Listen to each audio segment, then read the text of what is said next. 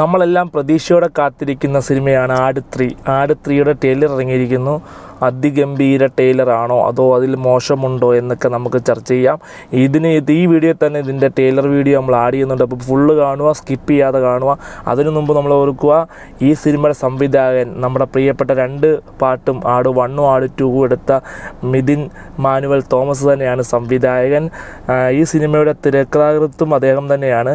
പിന്നെ ഇതിൻ്റെ നിർമ്മാതാവ് നമുക്കറിയാം വിജയബാബു ഫ്രൈഡേ ഫിലിം ഹൗസിൻ്റെ പേരിലാണ് ഈ സിനിമ എടുത്തിരിക്കുന്നത്. പിന്നെ സംഗീത സംവിധായകൻ ഷാൻ റഹ്മാനാണ്. ഷാൻ റഹ്മാനെ കുറിച്ച് കൂടുതൽ പറയേണ്ട കാര്യമില്ല. ഷാൻ റഹ്മാൻ്റെ എല്ലാ പാട്ടുകളും നല്ല സംഗീതമാണ് അദ്ദേഹത്തിൻ്റെ. പിന്നെ ലിജോ പോളാണ് എഡിറ്റർ. നല്ലൊരു ക്രൂ ആണ് ഈ സിനിമ എടുത്തിരിക്കുന്നത്. അപ്പം ഇതിൻ്റെ ട്രെയിലർ ഇറങ്ങി.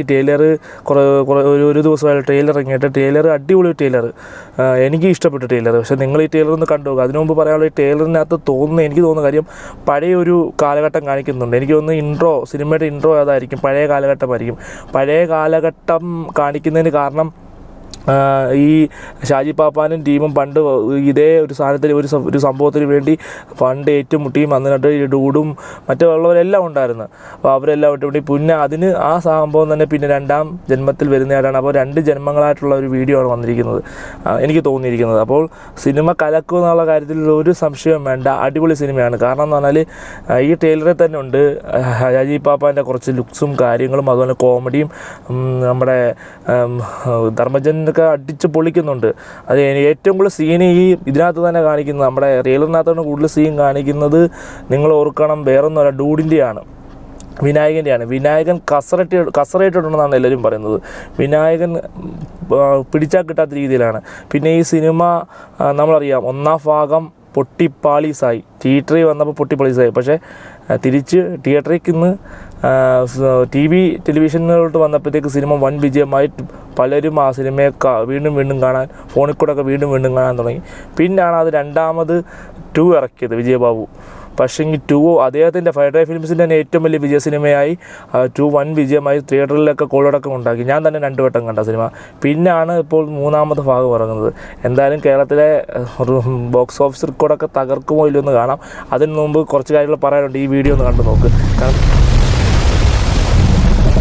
ആകാശത്തിനും അപ്പുറത്ത് ഏതോ ഒരു ലോകത്ത് നിന്നാണ് ഇത് വന്നിട്ടുള്ളത്. അങ്ങനെ ആ കാരണവന്മാരും ഞങ്ങളോട് പറഞ്ഞു തന്നിട്ടുള്ളത്. എന്തോ അജ്ഞാതമായ ശക്തി ഇതിനുണ്ടത്രേ. മൈസൂർ റോക്കറ്റ്. ഇതന്വേഷിച്ച് പല ദുഷ്ടശക്തികളും പല കാലങ്ങളിലും വരും. ഇതിനുവേണ്ടി യുദ്ധങ്ങൾ വരെ നടക്കും. Mark my words, this bridge is going to change our fortunes. ഈ പുഴയ്ക്ക് കുറുകിലൂടെ നാഗത്താം പാലത്തിന്റെ പണി നടക്കാം. നമുക്ക് ഓരോരുത്തരെയായി ഈ മുക്കാലിയിൽ കയറി നിന്ന് അമ്മ ഇത് കൊല്ലാം. മതിയോ? അത് മതി. ഇനി ഇത് പിടി.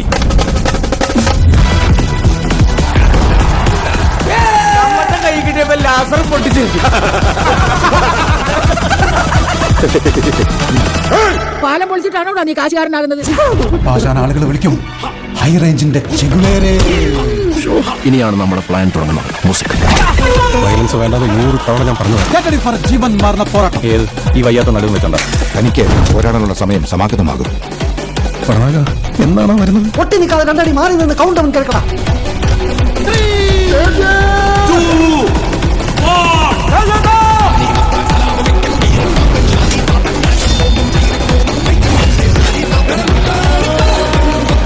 മമ്മൂക്ക വില ഓൾറെഡി അങ്ങനെ വേണ്ടി കൊടുത്തിട്ടില്ല. മനസ്സിലായോ സാറേ?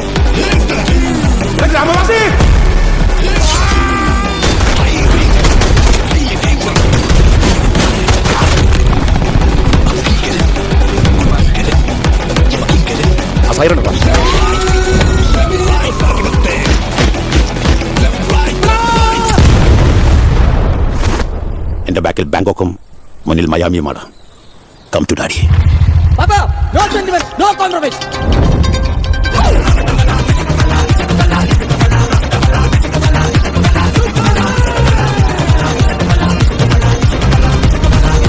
ആദ്യത്തെ 30 മിനിറ്റ് എന്തുമായാലും കഴിഞ്ഞ ജന്മത്തെ കുറച്ച് കാര്യങ്ങളായിരിക്കും. അത് കഴിഞ്ഞായിരിക്കും സിനിമ നമ്മുടെ ആട് 3 ഭാഗം വരുന്നത്. അപ്പോൾ ഈ 2 ഭാഗങ്ങളും കാണാൻ ആകാംക്ഷയോടെ കാത്തിരിക്കുകയാണ്. ആട് 3 റിലീസ് കഴിഞ്ഞാൽ ഉടൻ തന്നെ നമ്മൾ റിവ്യൂ ചെയ്യുന്നതാണ്. എൻ്റെ ചാനൽ സബ്സ്ക്രൈബ് ചെയ്യുക, ലൈക്ക് ചെയ്യുക, കമൻറ്റ് ചെയ്യുക.